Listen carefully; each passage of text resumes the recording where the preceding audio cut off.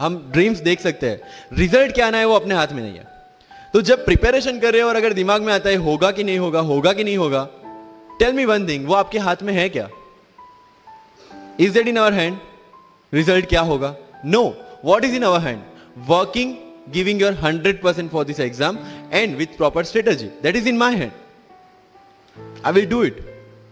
और अगर इतनी शिद्दत से मेहनत की है 100% देके और फिर भी एग्जाम नहीं होता, believe me, you won't be dissatisfied, you won't be demotivated, you will feel I give my 100%, आगे उसकी मर्जी।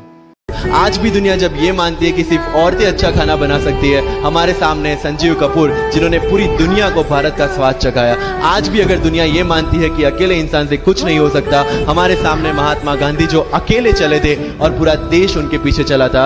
आज भी दुनिया अगर ये मानती है कि धनवान बनने के लिए धनवान घर में पैदा होना जरूरी है, हमारे सामने धीरूभाई अंबानी जिन्होंने पूरी दुनिया को एक सपना दिखाया, कर लो दुनिया मुट्ठी में, और आज रिलायंस इंडस्ट्री वर्ल्ड की और इंडिया की सबसे बड़ी इंडस्ट्री है। आज भी दुनिया अगर ये मानती है कि हम कम एज, ज्यादा एज में कुछ नहीं कर सकते, हमारे सामने अमिताभ बच्चन जो आज भी एक साल में 3 ब्लॉकबस्टर मूवीज देते हैं। अगर आप ये मानते हैं कि सिविल सर्विस में आने के लिए आपका बैकग्राउंड होना जरूरी है, आपके सामने Shahrukh Khan without any background आज भी बॉलीवुड का बादशाह है। अगर आज तक दुनिया ये मानती थी कि हम सिर्फ धरती पे रहने के लिए बने हैं, हमारे सामने नील आर्मस्ट्रॉन्ग जो चंद्र पे जाके आए, आज तक हम ये जानते हैं कि हम क्या है, हम क्या बन सकते हैं, ये जानने का टाइम शुरू होता है अब।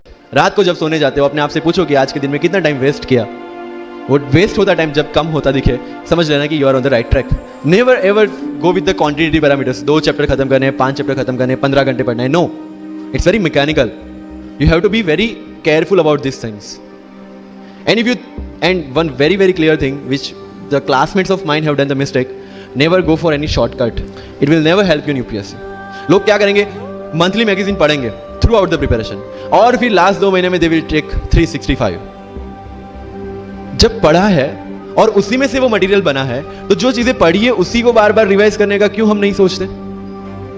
When you will read one thing for 5 times, 6 times, believe me, you will get the thorough understanding of that particular topic. But अगर सेम टॉपिक को आप किसी और बुक में से पढ़ेंगे ना, you will have to start from the scratch. क्योंकि माइंड की मेमोरी जो जिस हिसाब से काम करती है, आपको उस हिसाब से काम लेना है उसके पास। जो पर्सनालिटी टेस्ट लास्ट में यूपीएससी लेता है, इंटरव्यू नहीं है वो, we consider it as interrogation. Interview को इंट्रोगेशन लेके चलते हैं, वहां पे पूछताछ होगी नहीं। अगर यूपीएससी की इंटरव्यू में 10 में से 9 क्वेश्चन के आंसर भी आप सॉरी सर और sorry ma'am, I don't know कह के देते हैं, उसका कोई इंपैक्ट नहीं पड़ता। इंपैक्ट पड़ता है वो 9 क्वेश्चन न आने का प्रेशर आप कैसे हैंडल करते हैं।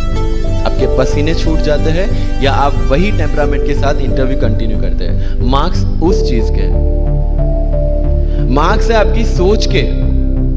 एक ऑफिसर के तौर पे जब आपको आईएएस या आईपीएस की सीट पे बिठाया जाएगा, how will you treat the citizens of this nation? What will be your attitude to each and every person who is going to come and meet you? These things are being tested during UPSC interview. UPSC सिर्फ आपका knowledge check नहीं करता, make it very clear in your mind. जैसे sir ने बोला, it's a game of wisdom. आपको पहले officer बनना पड़ेगा यहां से। यूपीएससी का काम तो सिर्फ थप्पा लगाना है कि हाँ ये ऑफिसर बन गया। जितने भी आईएएस आईपीएस ऑफिसर्स को आप मिलोगे, you will realise this thing कि ऑफिसर वाली क्वालिटीज इसमें पहले से है। आप जब प्रिपरेशन स्टार्ट करते हैं तभी से समझ लीजिए कि आपकी आईएएस और आईपीएस की ट्रेनिंग भी स्टार्ट हो गई। बिकॉज जो क्वालिटीज आपको चाहिए as an officer, as an IAS, as an IPS, क्या क्वालिटीज चाहिए? फर्स्ट ऑफ ऑल कॉन्फिडेंस, कि जब आप उस सीट पे बैठते हैं, आपके सामने कोई भी क्वेश्चन आएगा, you will be able to handle the issue. ये कॉन्फिडेंस लेके आपको उस सीट पे बैठना है। यही कॉन्फिडेंस चाहिए when you start the preparation. Decision making, अगर हर एक टॉपिक पे आप हर एक कोई को पूछने जाते हैं, भाई इसमें कौन सी बुक पढूं, इसमें क्या पढूं, इसमें क्या करूं, then you are not suitable for this exam. I went through each and every interview of UPSC toppers on YouTube. Ira Singhal से लेकर टीना डाबी मैम तक सबकी इंटरव्यूज मैंने देखे। For what? Just to know कि उन्होंने ऐसी कौन सी गलतियां की थी जिससे इनको इतना टाइम लग गया, और मुझे कौन सी गलतियां रिपीट नहीं करनी है। क्योंकि चाणक्य ने कहा है कि दूसरों के एक्सपीरियंस से जो सीखते हैं ना, वो जल्दी आगे आ जाता है, क्योंकि खुद सब कुछ अनुभव करके सीखने के लिए जिंदगी काफी छोटी है। I did the same. 4 साल में हर एक टॉपर का इंटरव्यू देख लिया, चीजें समझ ली कि ऐसी कौन सी चीजें जो इन सब ने की है, और ऐसी कौन सी चीजें हैं जो गलतियां हैं जो इन्होंने की और जो मुझे रिपीट नहीं करनी। सो जब युद्ध के मैदान में हम उतरते हैं, इस चक्रव्यूह में उतरते हैं, तो अभिमन्यु की तरह नहीं, अर्जुन की प्रिपरेशन के साथ उतरना है कि हमें पता होना चाहिए कि इससे बाहर कैसे निकले।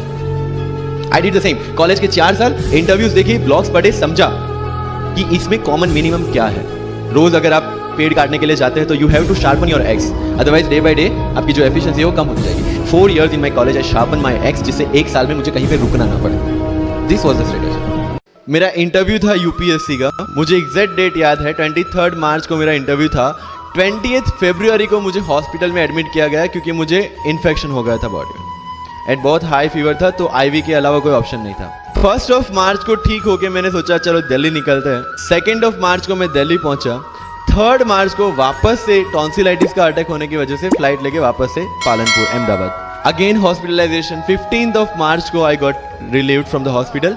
16 मार्च को मैं दिल्ली पहुंचा और 23 मार्च को I gave my UPSC interview. तो 1 महीने का hospitalisation.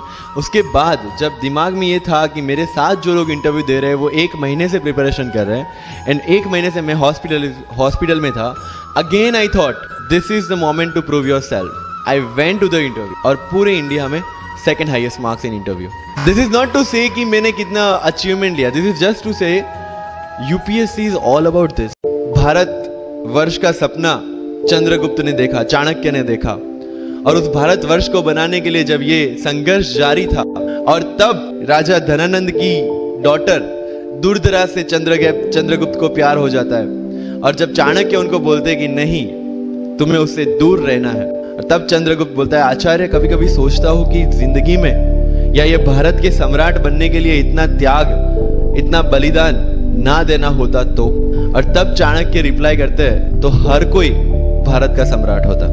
This is the fundamental rule of life. अगर आईएएस बनने के लिए, आईपीएस बनने के लिए सैक्रिफाइस करना नहीं पड़ेगा, अगर उसके लिए आपको त्याग नहीं करना पड़ेगा, तो आज पूरे इंडिया में हर घर में आपको आईएएस आईपीएस मिल जाएंगे। So when you are entering into this game of UPSC or MPSC, make sure that you have to sacrifice anything which will take you to